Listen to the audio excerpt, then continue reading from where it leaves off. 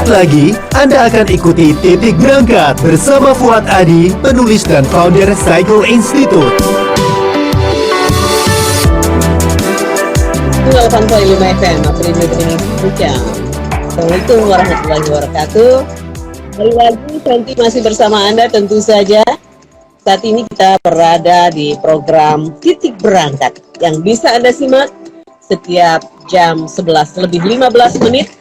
Tentu saja ini menjadi salah satu program cara kita belajar bersama-sama. Bersama guru kita ada Kang Fuad Adi yang sekarang sudah ada di ujung Instagram @fuadadi75. Assalamualaikum Kang. Waalaikumsalam warahmatullahi wabarakatuh. Ya. Sehat Kang? Alhamdulillah sehat-sehat. Pas nanti sehat juga. Oke. Ini berarti di situ hujan juga, di sini sudah mulai menyikap air hujannya dan matahari sudah mulai nampak kembali. Mudah-mudahan hari ini cerah-cerah saja. Kang, Ya. hari ini satu tema sudah disiapkan oleh teman-teman redaksi di Apredio, belajar untuk menjadi lebih baik. Dan Anda yang ingin bergabung, silakan adminnya bisa chat langsung di Instagram Apredio SNG atau bisa gabung di Kang Fuad, @Fuad Adi, dan juga bisa mengirimkan pertanyaan di 0878 333 400. Nah Kang, belajar untuk menjadi lebih baik. Kayaknya semua orang pengennya semakin hari semakin jauh lebih baik. Apalagi ini di awal tahun ya Kang. Pasti ya punya yang namanya resolusi-resolusi. Dan biasanya kita suka banget ya buat resolusi di tahun baru. Tetapi untuk mencapainya kadang-kadang hanya tinggal kenangan saja. Tapi bagaimana ini belajar untuk menjadi lebih baik? Kita akan simak dulu satu ilustrasi dari Kang Fuad dalam Titik Berangkat. Ya. Upmania, setiap perjalanan dimulai dari titik berangkat dan setiap yang dimulai akan menuju titik akhir. Titik berangkat merupakan ruang refleksi mengasah kesadaran untuk menilik rute perjalanan hidup yang sedang kita tempuh menjadi pengingat akan tujuan akhir kita. Inilah Titik Berangkat bersama Fuad Adi, founder Cycle Institute.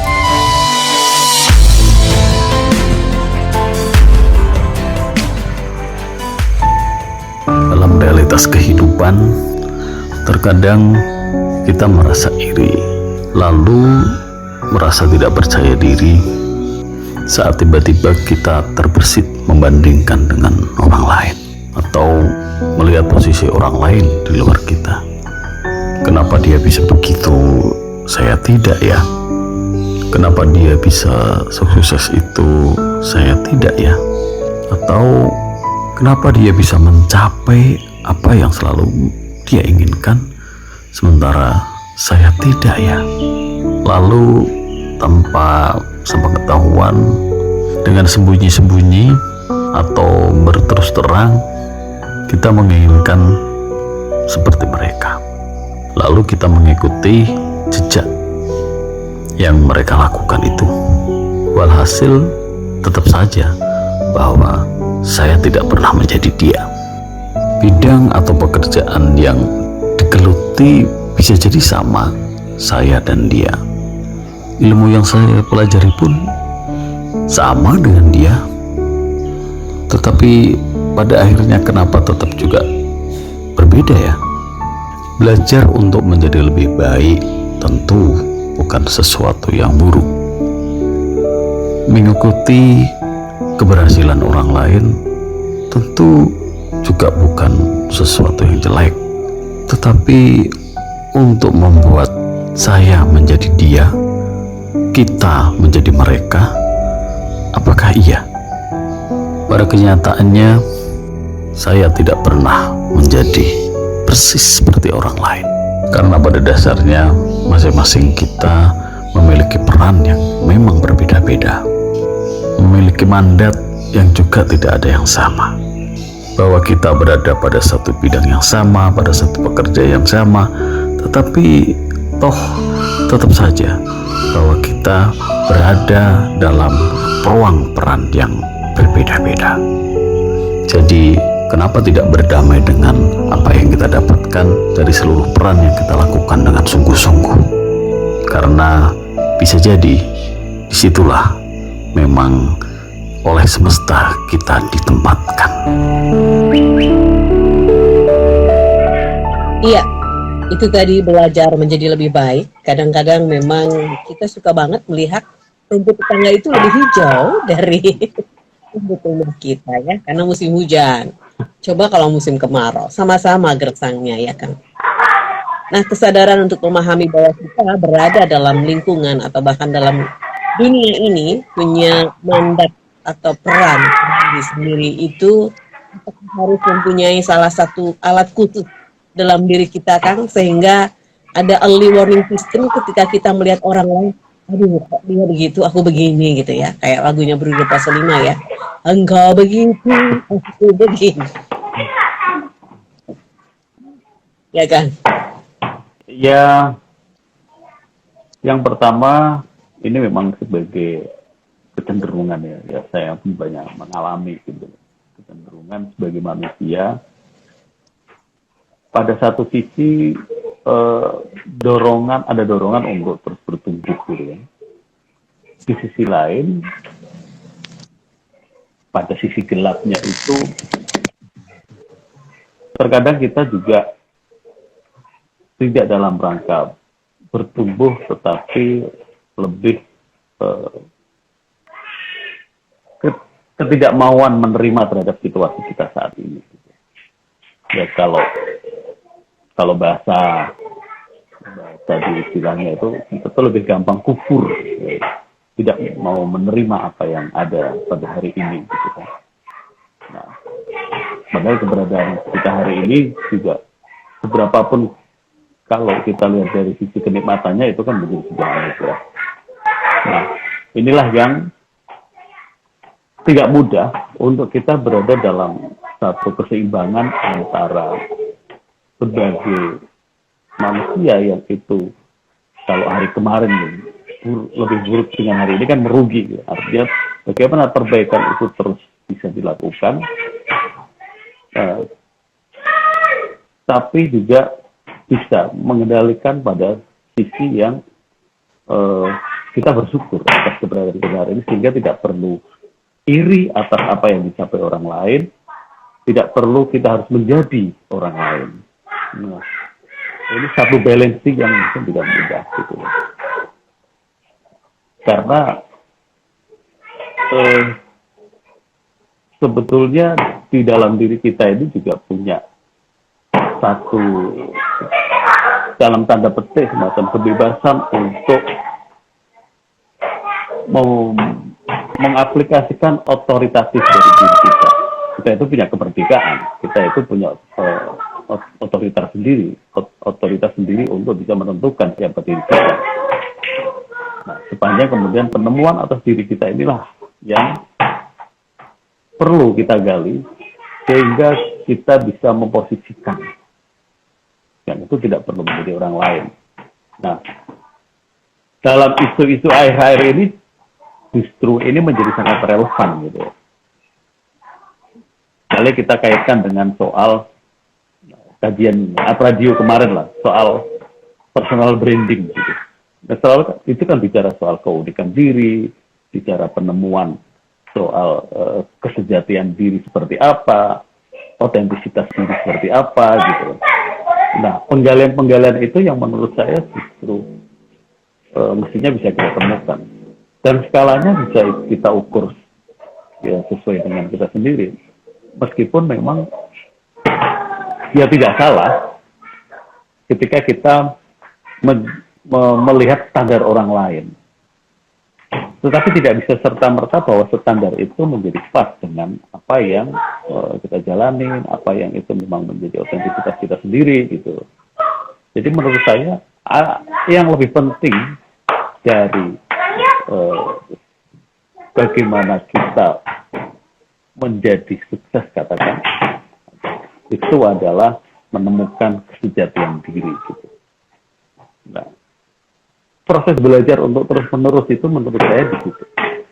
Karena samalah pada satu etape di mana kita merasa mencapai pada hari ini sebagai sebuah kesuksesan, dalam rentang beberapa waktu kita merasa kok saya begini saja ya. Padahal ada capaian-capaian yang itu sudah kita dapatkan. Nah, kesadaran inilah yang proses belajar itu menjadi penting terus-menerus untuk sampai titik sejati. Saya kira di situnya Mbak Santi.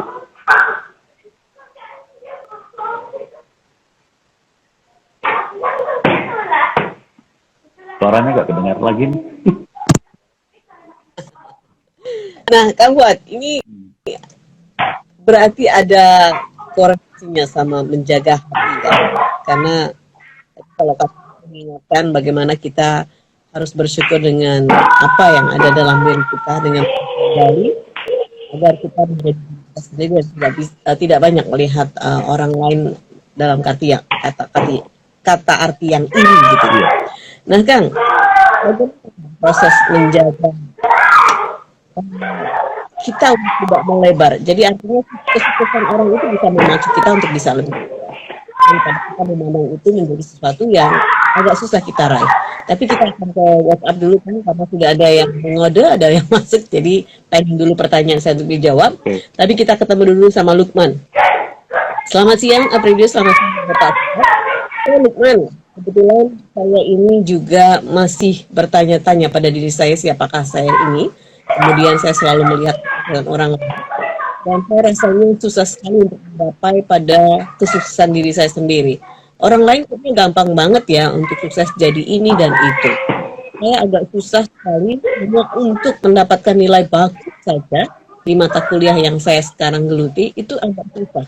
Bagaimana Pak untuk menjadi diri saya sendiri dan jauh lebih baik di tahun 2022 ini? Oh, Lukman mahasiswa berarti ini. Ya, kuncinya adalah soal kesungguhan kalau menurut saya sih. Ketika kesungguhan itu sudah kita lakukan dan pencapaian itu berkorelasi dengan penemuan proses kejadian itu, ketika hasil akhirnya seperti apa, ya menurut saya sih ya sudah, itu menjadi bagian memang yang harus kita terima gitu kan. Nah, yang jadi catatan saya adalah ketika apa yang mau kita capai dengan seluruh nilai yang mau kita dapatkan itu, titik berangkatnya dari mana? Kalau itu sebagai memang pertanggungjawaban bahwa apa yang harus saya upayakan adalah mencapai pada setiap kualitas yang bisa saya persembahkan, saya pikir itu menjadi sesuatu yang patut untuk bisa dijadikan pegangan gitu kan. Tapi kalau kemudian titik berangkatnya itu, ya tentu ini bukan sesuatu yang salah juga, bahwa saya harus mencapai agar, karena ini menjadi sebuah ruang kompetisi, atau lebih terdorong karena sebuah, ya dalam tanda petik misalnya soal atribut yang itu bisa berbentuk gengsi dong kalau saya hanya dapat segitu misalnya, atau kemudian menempatkan itu sebagai sebuah gantungan bahwa apa ya, aku kalau nggak dapat nilai segitu mungkin hidupku tidak akan terjamin misalnya. Karena dengan hasil begitu maka ini akan menjadi pijakan. Itu tentu bukan sesuatu yang salah. Tetapi tentu akan ada hasil dan dampak yang berbeda gitu. Kalau saya sih melihatnya di situ. Jadi tidak ada salahnya ketika kita mengembalikan lagi kepada kesejatian diri kita itu. Ini kita mau meraih puncak-puncak itu untuk apa sih sebenarnya? Nah, mungkin bisa dicari jawaban ke situ. Ya. Nah, yang pasti dari ini kan titik berangkat untuk mencapai nilai katakan mungkin A itu untuk apa? Kalau hanya sekedar mungkin gagah-gagahan karena ini loh aku kuliah dan nilaiku bagus loh, gitu ya, agak susah memang ya Kang. Mungkin itu kali ya. Jadi ya kan ada juga kan Bisa jadi. godaan ke sana ya. Nah, Kang Fuad, ini agak sedikit rumit juga ya ketika kita bicara soal tadi tanggung jawab. Sebagai seorang anak mungkin dia punya tanggung jawab kepada orang tua dan pengen mempersembahkan yang terbaik untuk orang tua, dan melihat teman-temannya kayaknya gampang banget untuk mencapai itu. Mungkin bisa cari tahu, belajar dari teman-temannya gimana caranya, atau ini dia soalnya menulis lagi, apakah saya memang tidak cocok mengambil jurusan yang saat ini saya ambil, Mbak Santi dan juga Pak Fuad. Lukman ini Ya. masih terus nyambung. Cocok tidak kalau kita sudah menuntaskan mungkin ya. Ini udah tuntas begini juga. Ya. Seperti kita juga pernah ini bisa diterima Mbak Santi. Kayaknya nge-fresh apakah di Ya. saya. Ya. Ya. Seperti pernah kita diskusikan beberapa waktu yang lalu juga gitu, bahwa mungkin keputusan ini menjadi tidak tepat, ya. Tapi kita sudah berani memutuskan sehingga tahu sebuah kesalahan, tetapi kesalahan ini kemudian tidak menjadi beban untuk kita melangkah lebih jauh. Untuk kita,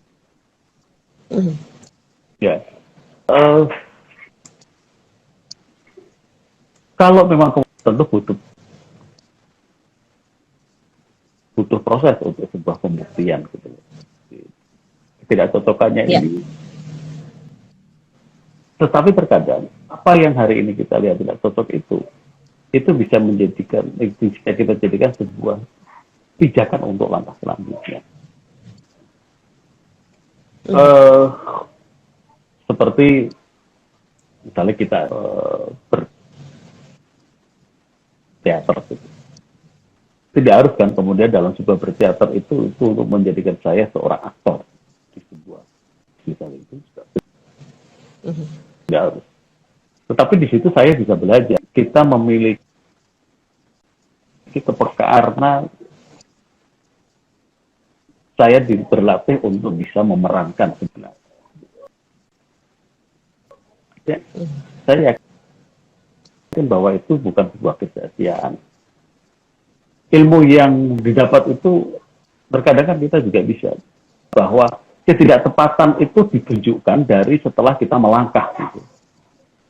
Setelah kita mengambil sebuah keputusan, oh ini menjadi tidak tepat. Gitu. Tapi tidak berhenti di situ. Kita bisa mengkoreksi. Sama ini istilah yang sering juga gitu kan. Ya sudah, kalau nasi sudah menjadi bubur, tambahin aja yang lain-lain menjadi bubur ayam. Nah, artinya tergantung kita bagaimana mau kembali. Nah, terkoreksi oke, tetapi menyalahkan terus-menerus saya pikir itu juga tidak arif juga. Gitu. Karena ya itu menjadi petunjuk bagi langkah saya menentukan berikutnya gitu. Tidak apa-apa di jalan ini sampai tuntas gitu. Nah, kemudian di mana sisi harus mengkoreksinya itu bisa dicari lagi. Nah, karena proses penyempurnaan itu ya ini akan berjalan terus.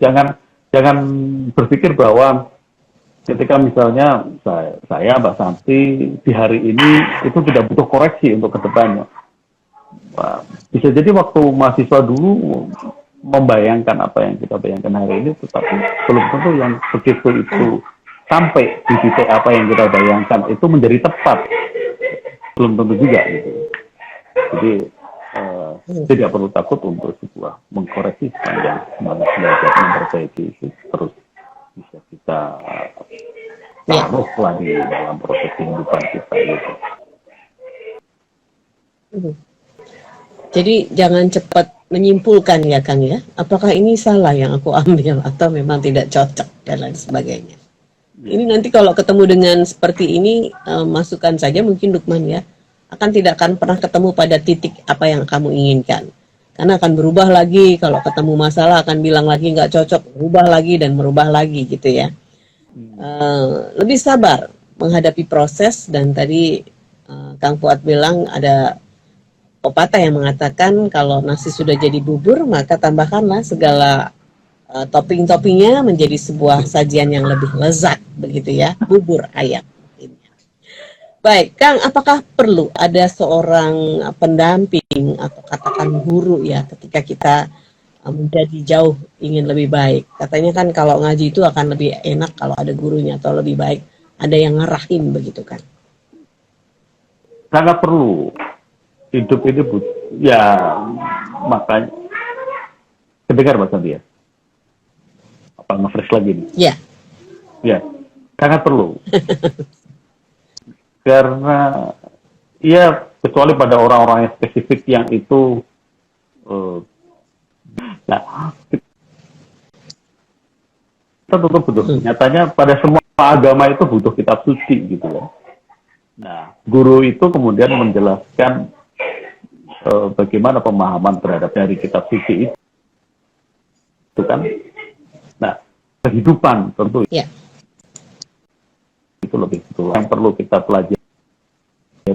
Kita bisa belajar dari utusan-utusan Tuhan. Itu tadi. Kalau kita bicara lagi soal keunikan gitu loh. Bahkan Tuhan menurunkan Rasul, menurunkan Nabi itu dengan kondisi yang berbeda-beda. Tetapi semua sama, semua itu menjadi kekasihnya Allah gitu loh. Ada Nabi yang cukup miskin, namanya Nabi Ayub. Ada Nabi yang itu sangat kaya dan berkuasa, Nabi Sulaim. Dan artinya orang-orang pilihan pun itu diciptakan memang berbeda-beda. Gitu. Nah, ini bagi saya ini kefitrahan sebuah kehidupan ya di situ. Kalau kemudian seragam, nanti Tuhan tidak maha pandai. Kalau gawe yang bodoh kan cetakannya sama gitu, udah bikin cetak, jadi nggak kreatif. Tapi gambar aja nggak sama ya Kang, ada yang identik tapi juga nggak sama ya. Makanya ya, keunikan juga, ya gitu sih. Jadi sangat penting. Kang, ini sudah ada yang tanya lagi dari 08 sekian. Selamat siang Pak Santi dan Pak Fuad. Saya Dian. Saya ingin bertanya, ketika kita ingin mencapai tujuan, memang membutuhkan sebuah reason yang tadi dinamakan titik berangkat. Bagaimanakah cara menemukan titik berangkat tersebut supaya kita bisa menyeting goal dan bisa istiqomah dalam melangkah karena ada titik berangkat atau niat yang jelas. Selalu. Ya. Panjang ya pertanyaan. Menemukan titik berangkat itu sih kalau saya menangkap. Saya pun jujur masih mencari ya, gimana sih cara menemukan titik berangkat gitu.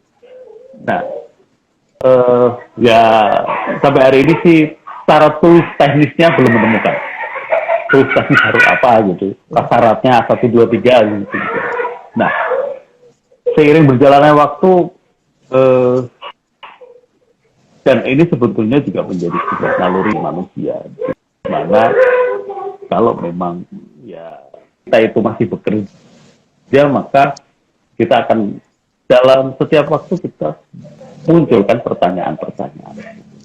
Nah, setiap melalui pertanyaan yang muncul itulah sebetulnya penggalian sebuah penemuan untuk mencapai pada titik berangkat. Nah, apakah kita punya cukup daya tahan untuk menemukan jawaban dari setiap pertanyaan yang muncul dalam diri kita? Nah, ya paling simpel adalah proses reflektif untuk bisa menemukan di mana titik berangkatnya. Nah, bahkan ada memang beberapa orang-orang yang itu boleh dikata dalam prosesnya dia sudah menemukan titik berangkat. Ada juga tapi yang sampai mungkin menjelang akhir hayatnya juga dia tidak temukan. Artinya bagi mereka yang sudah menemukan itu indikator yang barangkali ketika kemudian apa yang saya lakukan itu membuat saya merasa cukup untuk tidak menjadi orang lain. Dan sebuah pilihan ini menjadi sesuatu yang bisa saya pertanggungjawabkan tanpa harus saya persembahkan kepada siapa-siapa. Bahwa inilah menjadi pilihan hidup saya. Ini tidak untuk siapa-siapa, tetapi ya melakukan pilihan ini sebagai sebuah sesuatu yang sadar, lalu tidak tergoyahkan oleh situasi gitu. Nah, garis rentan inilah yang mungkin ada orang-orang yang sudah menemukan titik berangkat dari situ. Apa ya? Mungkin terjemahan dari puncak pengabdian gitu. Itu diri kita menjadi selesai. Nah, itu mungkin misalnya yang saya kenal gitu ya, saya kenal Gus Dur misalnya. Titik berangkatnya adalah semuanya berujung pada sebuah apapun yang beliau lakukan itu bentuk aktualisasi sebagai abdi Tuhan yang puncaknya adalah memanusiakan manusia. Semuanya dari seluruh kepentingan itu adalah soal kemanusiaan. Maka ya sudah, kita bisa melihat garis apa yang beliau lakukan itu paling ujungnya akan kembali lagi ke situ. Ini bicara soal kemanusiaan, yang itu sesuatu yang sudah tidak bisa ditawar-tawar lagi. Maka begitu kalau kita peristiwa bagaimana beliau kemudian harus diberhentikan sebagai presiden, dia tidak mau. Ada hal yang lebih penting dari soal kepentingan politik adalah kemanusiaan. Maka ketika beliau mengkhawatirkan kalau saya mempertahankan posisi saya sebagai presiden, tetapi itu kemudian membentrokkan sebuah konflik horizontal, maka lebih baik saya mundur. Karena ada sesuatu yang harus diselamatkan di atas kepentingan itu adalah kemanusiaan. Nah, itu salah satu contoh aja. Dan hari ini sebetulnya saya pribadi itu ya merindukan tauladan yang itu bisa kita jadikan guru untuk menegaskan siapa saya harus berbuat apa sebagai manusia. Kalau sebuah pencarian sih saya pribadi hari ini itu apa sih yang paling ujung dalam sebuah kehidupan itu? Bagi saya sih ada dua. Satu, menghadirkan kebesaran Tuhan. Yang kedua, memanusiakan manusia. Barangkali itu sebuah tujuannya. Kalau boleh dirumuskan. Apa saja tadi, Kang? Memanusiakan manusia, kemudian yang pertama menghadirkan kebesaran Tuhan. Lalu memanusiakan manusia.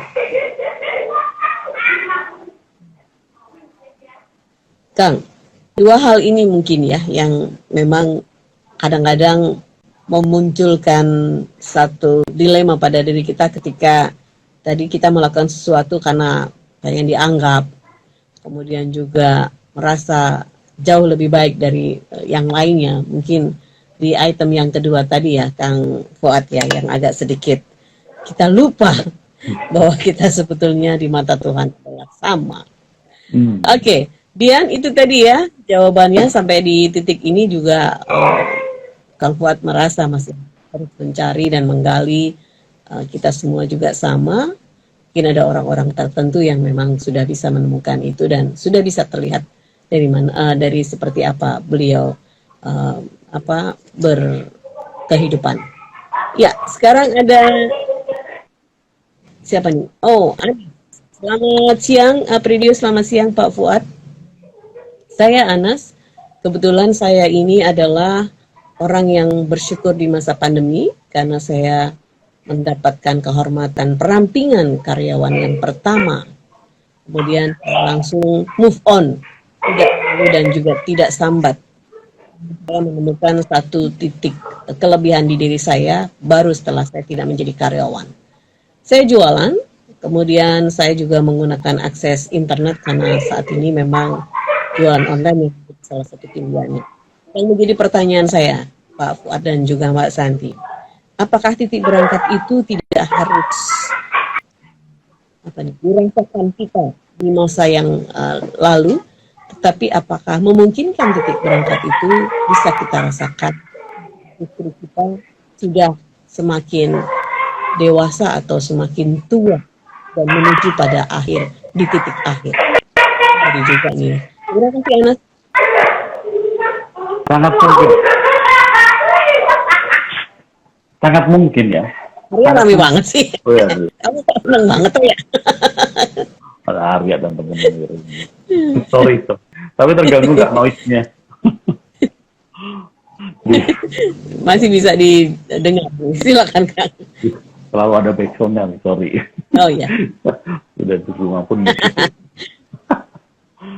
Ayo, boh. Ya. Jadi seperti saya katakan tadi itu, bahwa ya sangat mungkin bahwa penemuan itu bisa jadi di tengah-tengah perjalanan kehidupan gitu juga sangat mungkin. Ya. Terus dan atau kita juga punya sah untuk melakukan koreksi ketika kemudian mungkin dulu tanpa sebuah niat yang jelas, kemudian ketika kita jalani kita menemukan sesuatu yang itu justru lebih memperkuat untuk meneguhkan perjalanan kehidupan kita selanjutnya. Sangat mungkin juga begitu. Bersyukur Mbak Ana tadi kalau kemudian sudah merasakan, menemukan, artinya terkadang ini sebuah pelajaran bagi saya juga gitu. Keputusan yang mungkin pada saat itu bisa jadi menjadi sisi gelap dari kita, ternyata itu justru membukakan menjadi sisi terang untuk penemuan diri kita. Ya, rumusnya terkadang begitu sih memang. Apa ya? Dalam bahasa guyonnya kita kadang disesatkan pada jalan yang benar gitu. Akan berjalan. Bercandanya begitu. Iya, benar. Dijerumuskan pada jalan yang tepat. Nah, ya kan kesannya ini kok begini ya. Tapi ketika di jalan itu, wah ternyata, ada kan begitu. Oh ini tuh kemarin maksudnya. Cerita kita ngalamin begitu. Ya. Ya, jadi memungkinkan ya. Tapi ngeri tadi ya kan, titik berangkat ditemukan pada saat kita sudah mau menuju pada titik akhir. Kan titik akhirnya adalah waktu kita sudah mau habis. Jadi teman-teman dari magang SMK 1 Semarang sudah menyampaikan time out. Bu, tinggal 5 menit untuk bicara. Silakan. Ya, saya mohon doa restunya aja. Ini proses penemuan ini bisa tidak-tidaknya ada sebuah rumusan yang mungkin bisa dipialakan. Ini menjadi proyek saya dan Mas Arto dan Mas Noval untuk menggali dari perjalanan ini menjadi sebuah titik berangkat dalam bentuk buku. Prosesnya masih bergulat terus, doakan semoga bisa terumuskan dan tercatat dengan baik. Amin. Bisa jadi bahan belajar bersamalah. Mohon doa restunya aja.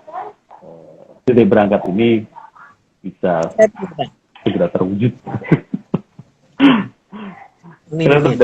Ya, itu deh pesan terakhir.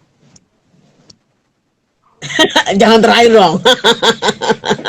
Untuk saat maksudnya ini, di episode ini gitu ya. Saya paling jingjong gitu. trauma dengan maksiat ya. Kang, thank you banget. Oke, sama-sama aja. Sorry kalau masih ada gangguan. Kayaknya saya masih butuh ruang khusus nanti yang kedap dari banyak gangguan. Oke. Mohon maaf. Salam buat Arya. Ya. Dia adalah orang yang paling selalu bahagia. Saya belajar dari Arya itu. Thank you, Kang. Sampai ketemu. Salam sehat selalu. warahmatullahi wabarakatuh. Assalamualaikum warahmatullahi wabarakatuh. Oke. Demikian tadi kita sudah bersama dengan Fuad Adi dalam Titik Berangkat. Beliau adalah salah satu penulis dan juga founder Cycle Institute. Kita ketemu lagi minggu depan dengan tema yang lain. Terima kasih, sukses untuk Anda dari Up Radio. Disiarkan langsung dari Menara Universitas PGRI. Up Radio. Jalan Sidodadi Timur, nomor 24 Semarang. Inilah 98.5 FM. Up Radio, the mini station.